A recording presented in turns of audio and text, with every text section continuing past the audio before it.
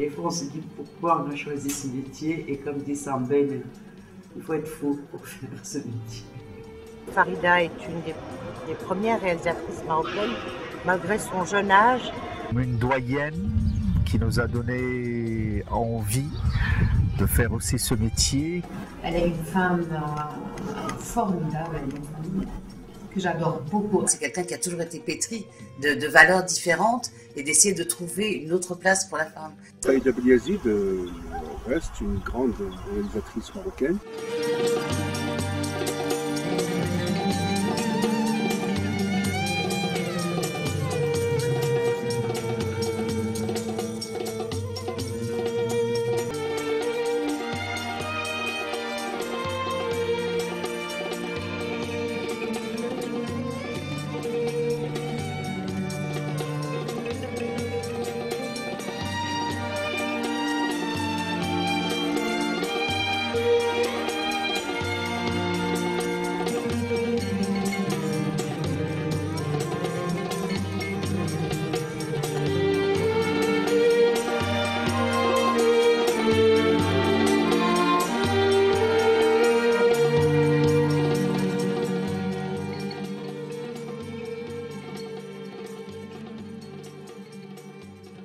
C'est vrai que pour que les femmes arrivent à certains postes, il faut vraiment qu'elles aient beaucoup lutté, qu'elles soient très intelligentes. C'est beaucoup plus difficile pour elles que pour les hommes, donc c'est souvent des femmes exceptionnelles. Farida est une femme exceptionnelle parce que c'est une grande intellectuelle qui a énormément de probité intellectuelle, qui a su développer une façon d'appréhender le cinéma comme l'expression d'une sensibilité féminine dans le cadre d'une société en pleine transformation, en pleine mutation. D'abord, elle a commencé son parcours de cinéaste comme scénariste. Elle a écrit notamment des films pour Gilali Ferrati, c'était Poupée de Roseau, un sublime film qui était produit, je crois, en 1979. Elle a travaillé également avec Abderrahmane Tazi pour À la recherche du mari de ma femme. Donc elle a coécrit ces films avant de pouvoir arriver au statut de réalisatrice, puisqu'au Maroc, comme c'était le cas en France avant, pour arriver au statut de cinéaste, il faut avoir fait plusieurs films en tant que scénariste, assistant, etc., etc. Et ensuite, vous avez le droit d'être cinéaste. Être une femme, au début des années 80, et pouvoir s'imposer au Maroc en tant que réalisatrice cinéma, c'est pas évident. Vous avez déjà une idée de ce que ça demande comme présence, comme savoir, comme charme. Et du coup, elle est l'une des premières femmes, je pense, arabes et africaines à avoir une carrière aussi chargée de films. Elle a réalisé plusieurs films et on ne peut pas citer actuellement la Cinémathèque ou citer les réalisateurs marocains sans la mettre dans les 3 premiers. J'ai travaillé avec elle en 1987. C'est une aventure très forte que nous avons partagée. Au départ, elle m'a appelée pour faire le casting de son film. Et puis quand on s'est rencontrés, elle m'a donné le scénario à lire. Et elle m'a appelé quelques heures après en me disant « Mais tu sais, finalement, c'est toi le rôle principal. » J'étais très surprise et très voilà, j'étais toute jeune comédienne. J'ai connu Farida Beliazid il y a une quinzaine d'années, quand elle a réalisé son premier long métrage, que j'avais beaucoup aimé, et donc je l'ai appelée pour la féliciter, pour lui dire un petit peu ce que je ressentais. Et depuis, on est resté en contact, on a beaucoup travaillé ensemble. Lorsque j'ai participé au concours national du court-métrage qui était organisé par le Centre cinématographique marocain, j'ai été pris. On m'a sélectionné le cours que j'avais écrit et on était 5. Et il y avait 5 réalisateurs qui devaient coacher chaque jeune réalisateur qui faisait ses premiers pas, son premier film. Et j'ai eu la chance d'être coaché par Farida Beliazid. et c'est là où je me suis approché de cette dame, où j'ai découvert une sorte de belle dame classe qui a une espèce de force tranquille. Elle est là, et quand elle parle, elle a ce côté majestueux. Quand j'étais encore étudiant à l'Institut supérieur d'art dramatique, j'ai vu son premier film, donc Une porte sur le ciel, qui m'a beaucoup touché, qui m'a beaucoup marqué, et en même temps, ça m'a donné de l'espoir de pouvoir travailler avec des gens comme elle. Et aussi, c'est parce que c'est une femme, et on n'a pas, à l'époque, quand Farida a commencé, a fait son premier long, c'était un événement. On ne produisait pas beaucoup à l'époque, et on n'avait pas de réalisatrice femme qui est à la fois journaliste, scénariste et réalisatrice. C'est une femme solide, c'est une femme qui a des choses à raconter, qui a des choses à partager, qui a apporté beaucoup au cinéma marocain. Je pense que c'est en la regardant travailler que j'ai eu envie de faire un film un jour. Elle m'a donné le courage, la force, et puis surtout de me dire, elle y est arrivée, c'est une femme, je peux donc essayer de faire ce métier aussi. J'avais envie d'avoir son avis sur mon premier long métrage. Je l'ai approché, je lui ai donné mon scénario. Et il l'a lu, il m'a dit ce qu'il pensait, et il m'a dit, je crois que ton scénario, tu peux le déposer pour l'avance sur recette. Voilà. Mais à condition, c'est un thème qui est dur, c'est l'immigration clandestine, mais si tu continues dans ton choix de le traiter d'une manière légère, si tu le traites en tant que comédie, ça va être quelque chose d'intéressant.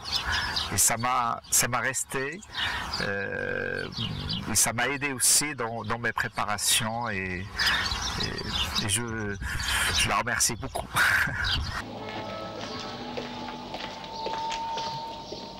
Enfin, arrête-toi 2 secondes, bon Dieu.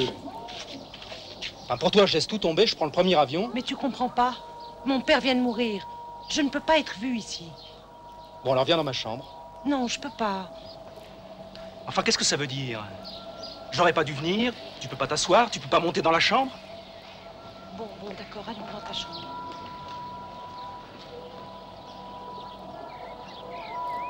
J'étais toute jeune comédienne et on a traversé une tranche de vie vraiment avec ce film Une porte sur le ciel, Bab Sama Miftour. Et c'était d'autant plus fort que quelque part dans ce film, on racontait un peu nos 2 histoires communes. À la fin de ce film, Farida et moi avons perdu notre père, toutes les 2.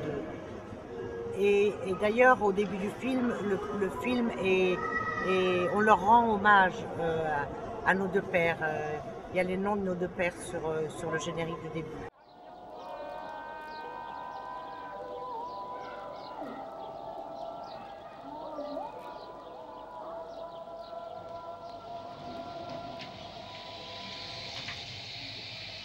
Alors je me sens devant une étrangère.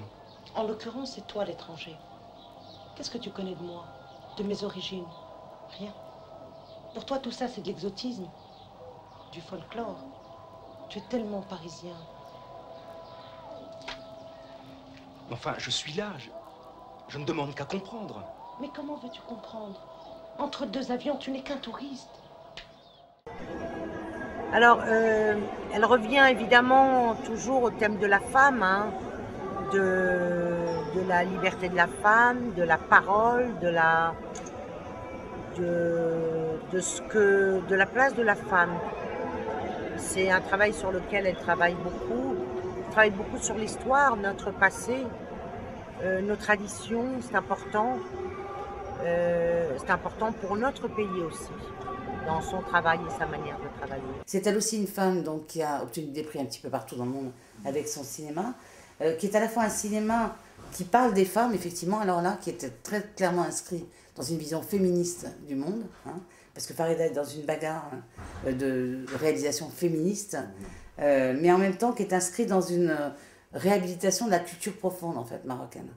Elle est vraiment dans une histoire elle recherche les débuts de l'histoire du bouillonnement culturel et sociétal du Maroc depuis vraiment l'ancien temps. Je dirais, faire remonter à la surface tout ce qui était la richesse du Maroc, que ce soit quand elle parle de Juanita de Tanger, par exemple, de la communauté juive, ou que ce soit quand elle, dans d'autres films, de la communauté des femmes maghrébines, par exemple, des femmes marocaines dans Une porte sur le ciel. Elle ouvre comme ça des espaces, elle aussi, des espaces qui n'ont jamais été vraiment défrichés, puisqu'elle touche aussi à la sexualité des femmes, elle touche aussi à un monde féminin qu'on n'a pas vu jusqu'à ce qu'elle en parle, mais en l'incluant, cette vision des femmes, dans une vision beaucoup plus large, en fait, de la société et de la culture profonde. Je pense que chaque réalisateur, il a ce côté en lui de montrer d'abord d'où il vient, où il vit, sa culture, son entourage. Et je pense pas qu'elle est sortie de la règle. Peut-être là, dernièrement, elle commence un peu à diversifier ses... Mais avant, c'était ça.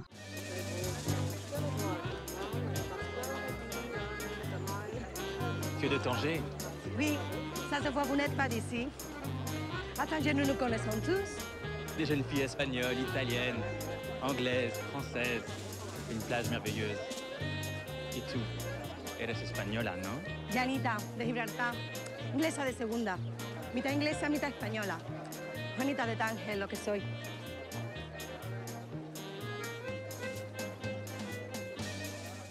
Farida Beliazid est une femme qui vient d'un monde particulier, d'une ville particulière, qui est Tanger, qui est une ville dans laquelle elle est très investie, dans laquelle elle trouve vraiment ses racines, même si elle vit évidemment entre Casablanca et Tanger.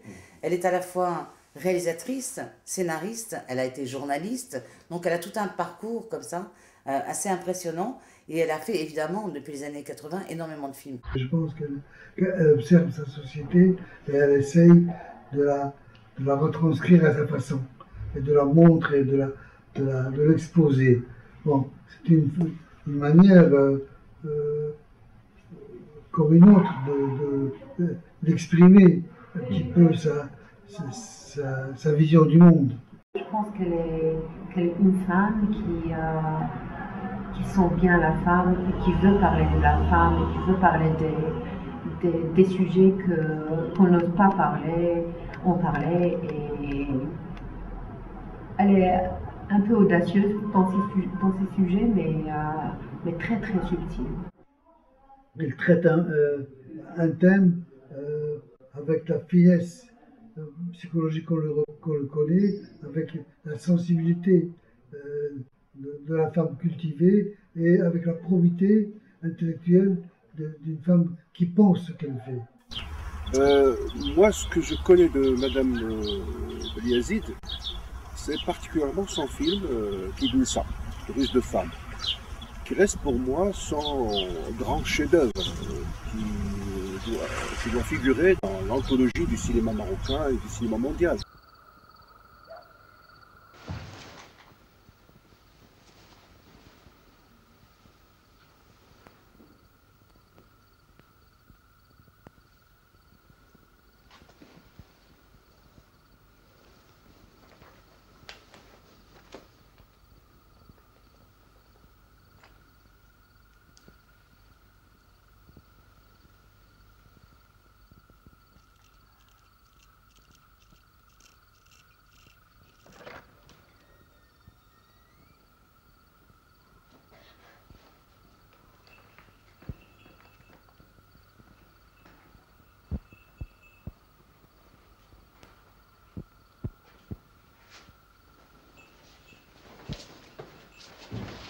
C'était l'un des films qui parlait du Maroc, d'une époque où c'était des anecdotes, des espèces de femme qui va ruser pour acquérir le cœur d'un jeune prince. Et elle a su mélanger le traditionnel avec une touche de modernité, et j'ai apprécié ce film. Une espèce de fable qui, à travers la façon dont elle a narré cette fable, est intéressante parce que c'est presque, c'est à la fois documentaire et fictionnel.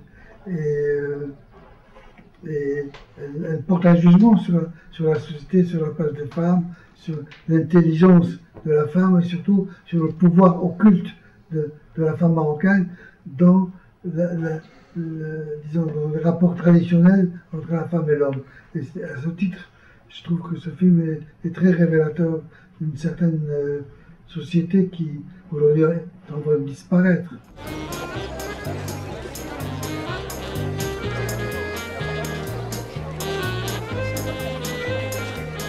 Farida Beliazid, c'est d'abord une tonne de tendresse, d'affection, de... Farida, c'est une femme qui a une âme extraordinaire. Je veux dire, tu m'aurais vu juste avant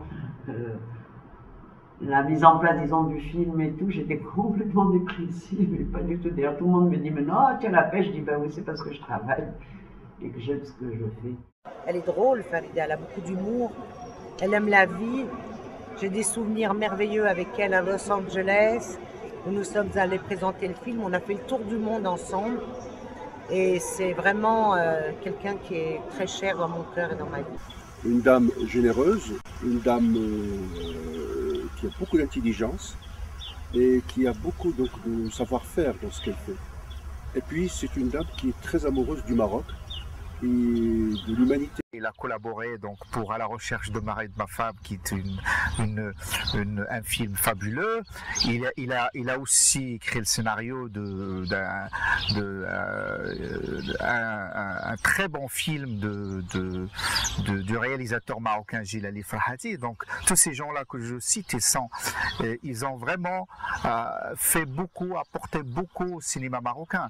Donc les poupées de Roseau, c'est l'un pour moi, c'est l'un des meilleurs films marocains et le nom de Farida était lié en tant que scénariste à ce film-là. D'autres films sont venus après, donc on s'est habitué au nom de Farida en tant que réalisatrice et scénariste. C'est une dame merveilleuse. C'est un personnage que j'ai rêvé de rencontrer il y a très très longtemps et plus travailler avec. C'est une grande cinéaste et surtout elle est très très sensible. C'est une femme qui est très très sensible par rapport humainement et surtout par rapport à son travail. C'est sa qualité première, c'est d'abord une femme très, très cultivée et dans notre temps c'est pas donné à n'importe qui. Ensuite, elle a une très grande probité intellectuelle. C'est une femme très honnête dans tout ce qu'elle entreprend, en tout cas en matière de film. Et elle entreprend ses travaux avec beaucoup d'honnêteté intellectuelle. Vous savez, moi quand je bosse avec elle, je suis toujours à côté comme ça, à admirer et apprendre, et que je n'ai jamais vu de défaut. Elle n'a jamais été avec moi. Elle est toujours pareille, toujours la même avec moi, le sourire, on parle, on travaille, on s'est toujours mis d'accord. On n'a jamais, donc j'ai jamais vu de défaut chez Farida Beliazid.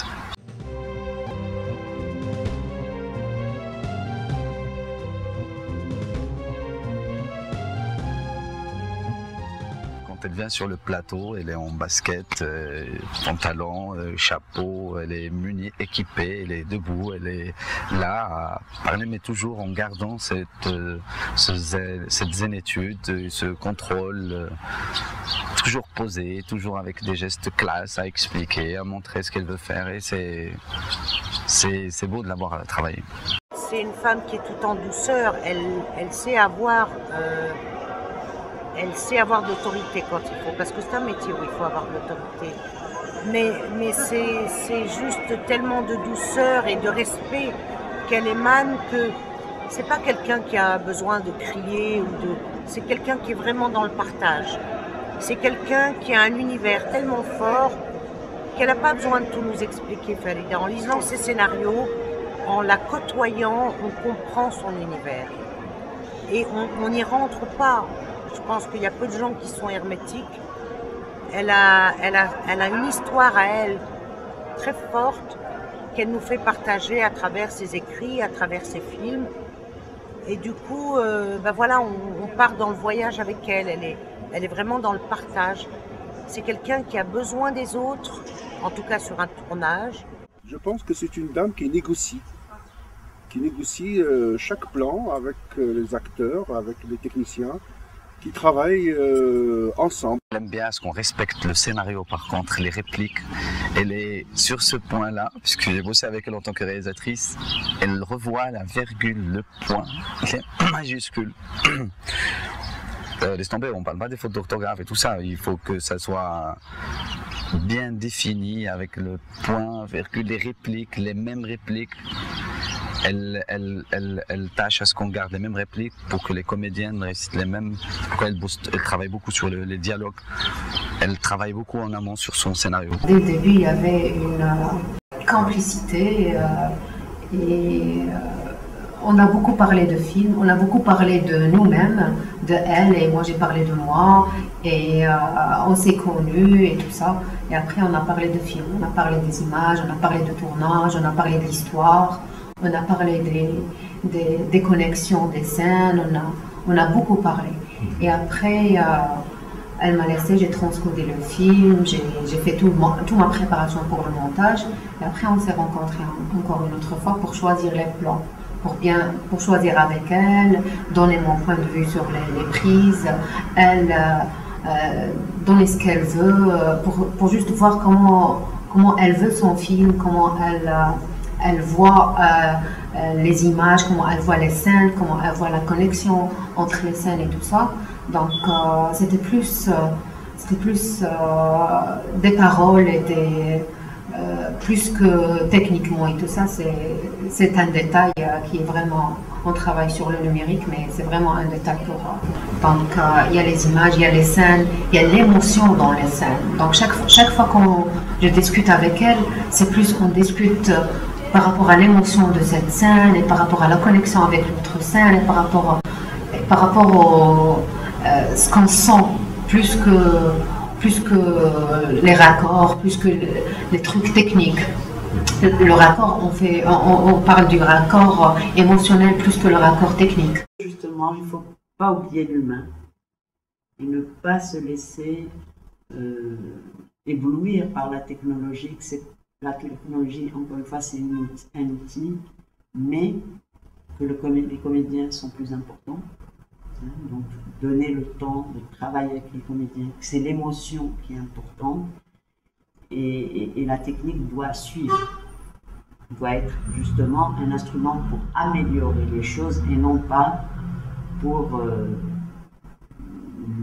disons, zapper les choses importantes. أنا السلعة كلها لحقت المولى. أنت هملكم ولد جديد. ايوا ويشا فوقاش غنديرو شي خريزه بجوج. وانت باغي غير تفلا. علاش ما خصكش حتى انت تفليتي شويه؟ اجي انت ما غتساليش من البساله ديالك. وينك في الساعه شفتو لي البوسه ديال الدواله حتى عافاك ديك لا شوميز بلو ونوضي لي بلاصتي لانني عييت.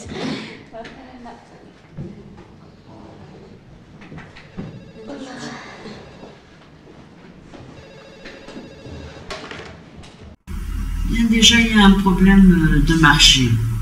Nous n'avons pas de marché. Donc, on dépend toujours d'une volonté politique. Alors, quand il y a une volonté politique qui est en notre faveur, eh bien, ça fonctionne, comme maintenant au Maroc. C'est récent. C'est surtout ces dernières années avec notre roi, notre jeune roi, Mohamed VI.